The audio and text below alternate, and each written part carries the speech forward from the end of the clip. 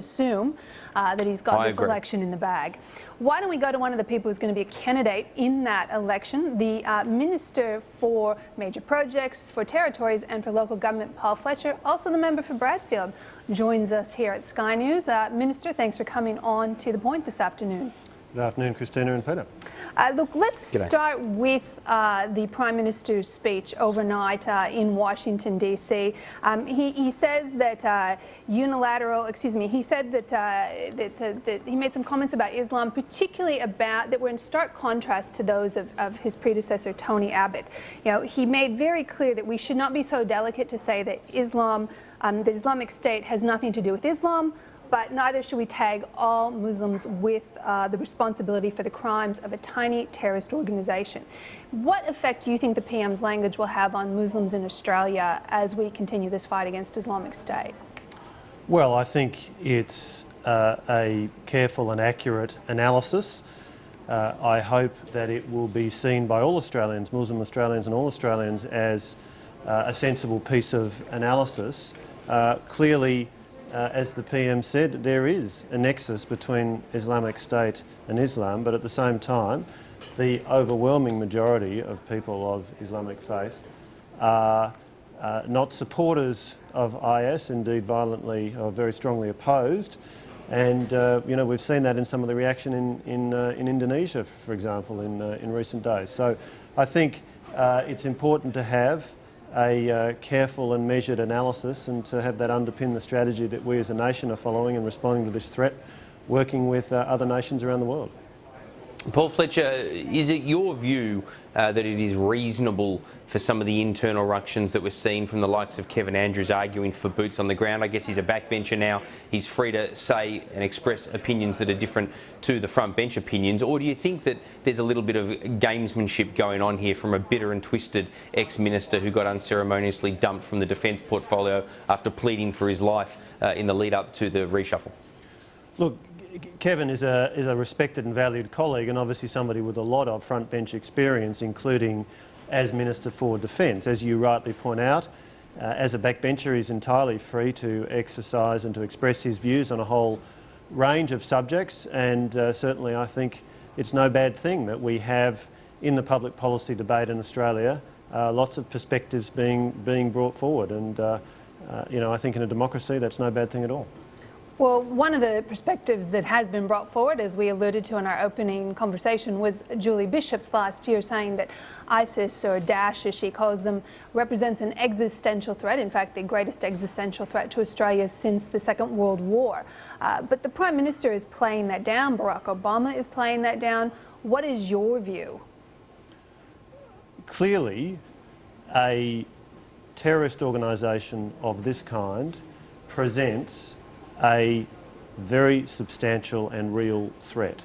That is why the Australian government is working with the US government and other governments to respond to that threat. That's why we've got defence personnel and resources in the Middle East.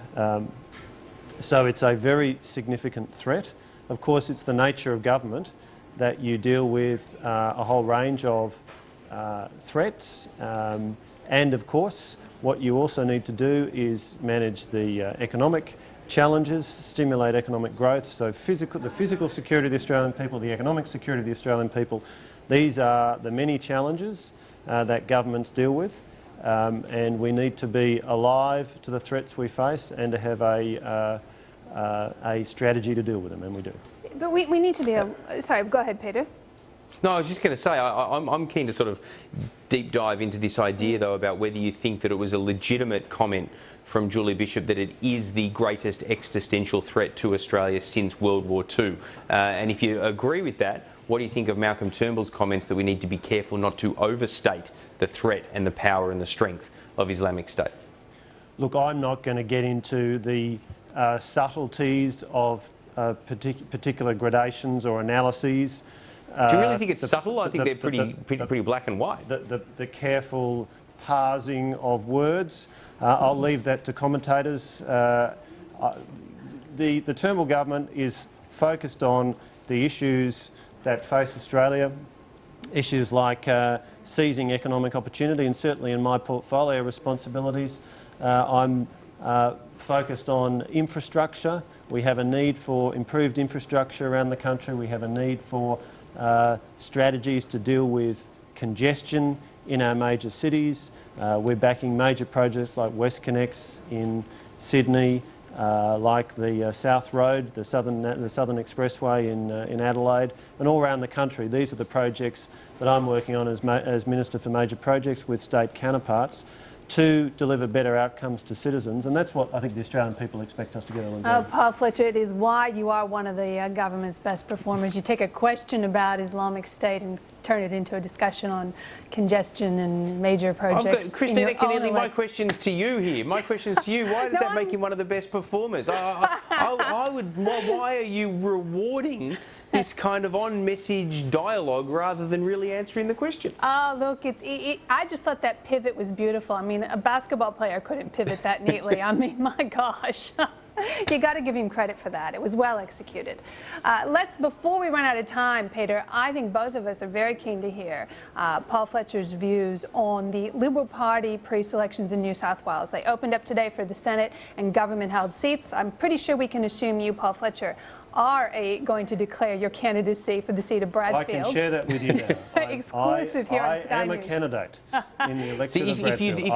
you'd back Tony Abbott, though, if you'd back Tony Abbott, you might be under threat. I mean, you might be an Angus Taylor or a Craig Kelly or someone as unfortunate as that. Lucky for you, you backed the right horse. You're not being challenged by the moderates. Look, I think the key point is Liberal members of Parliament are there because we've been pre-selected by members of the party.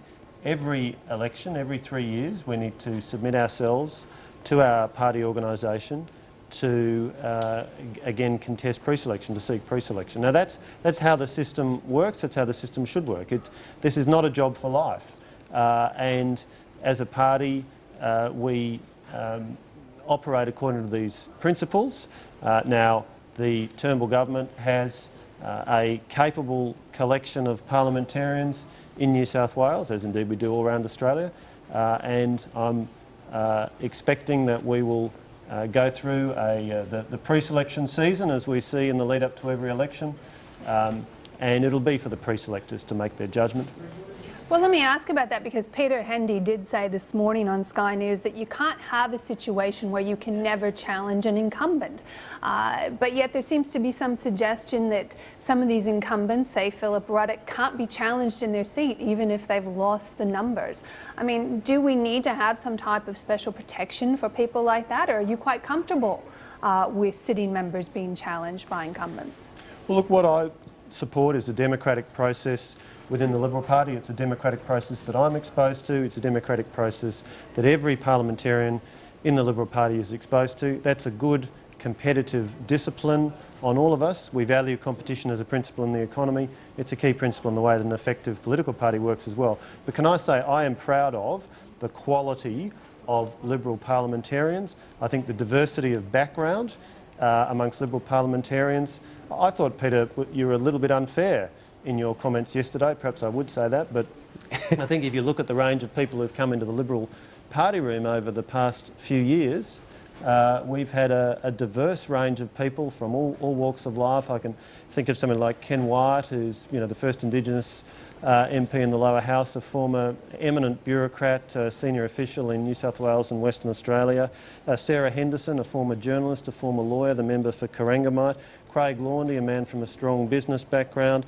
My good friend Alan Tudge, a Harvard MBA, former management consultant and then Deputy Director of Noel Pearson's Cape York Institute. In other words, the diversity of people that we have around the country and in New South Wales on the Liberal side of politics, Liberal and National side of politics, is a real strength for us. Paul Fletcher, don't let me interrupt your flow there. You did get up to 5 and there are only 90 Liberals and Nationals in the lower house, plus all that swathe of senators, bringing the numbers well in excess of 120. So you've got 5 out of 120. Keep going. There must be lots more that don't. And by the way, 2 of those names you mentioned were ex-staffers.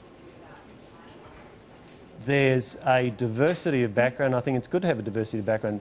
I think there's no bad thing with having people who've had some experience of the political process, but I think it's also important to have had experience of other areas of activity. And why is it important? It's so that as a government we can reflect the diversity of modern Australia and be alive to the issues that are of concern to Australians. Issues like a tax structure and whether the tax structure we have is one that best stimulates growth and employment. And that, of course, is an issue that we're working on very closely, and Treasurer Morrison is leading the work on that.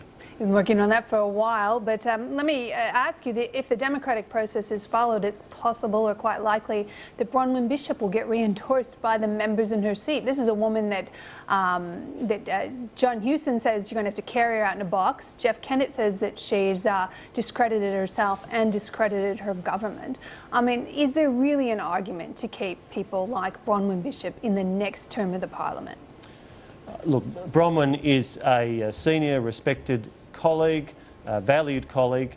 I'm not going to get into commentary on Bronwyn Bishop or on anybody else in the party. Indeed, I'm not even going to get into commentary on myself as to the prospects of securing the support of pre-selectors. It's a democratic process, and that's a good thing. Can I ask you a question though, Paul Fletcher? Sort of a step back question. I don't know if you've seen the film Shawshank Redemption, but I think it's one of the all-time great films. I'd thoroughly recommend it to any viewer that hasn't seen it. But in Shawshank Redemption, you know, one of the inmates there becomes indoctrinated with the idea of being an inmate. You know, he'd been there for 40 or 50 years. He struggled on the outside when he moved on. Is there a bit of that amongst these long-term politicians that have spent, you know, 30, 40 plus years of their lives in these jobs that they find it hard to let go? I mean, I to some extent can understand that. I think it's unfortunate, Peter, though, if frankly. you ask me, are my colleagues channeling the Shawshank Redemption, my answer to you is no. If you wanted to replace that with the Truman Show, my answer to you would also be no. But please keep going. Give me some other movies, and I'll give you the same answer. But that wasn't my question. You know that. My question is that, you know, somebody that has been in the parliament for so long, often they don't optimise their best point of departure. I'm not naming names here, but it happens. They become institutionalised, and really the manner of your going is often more important than the manner of your arrival in terms of defining the totality of your career. And so, it's a crying shame. Indeed. The obvious observation, which I haven't yet made but I'm going to make now, is that there is vastly more diversity and representativeness of the broader community on the Liberal National side of the parliament than there is on the Labor side of the parliament, where the vast majority of people, particularly in the Senate, are former union officials. Could we improve? Of course we can always improve, but I believe we've got a good diverse mix of colleagues. But why does that matter? That matters because it's about delivering outcomes for the Australian people. We didn't get to the program without a whack Kristina, on Labor union people, did we? There you go, Paul. But why don't we just agree, you won't agree with this, Kristina, why don't we just agree that it's a lesser of evils inside the Liberal Party, but everyone has to do better? There you go. Let's have consensus around that. We're out of time though. Thank you, Paul Fletcher. We appreciate your time.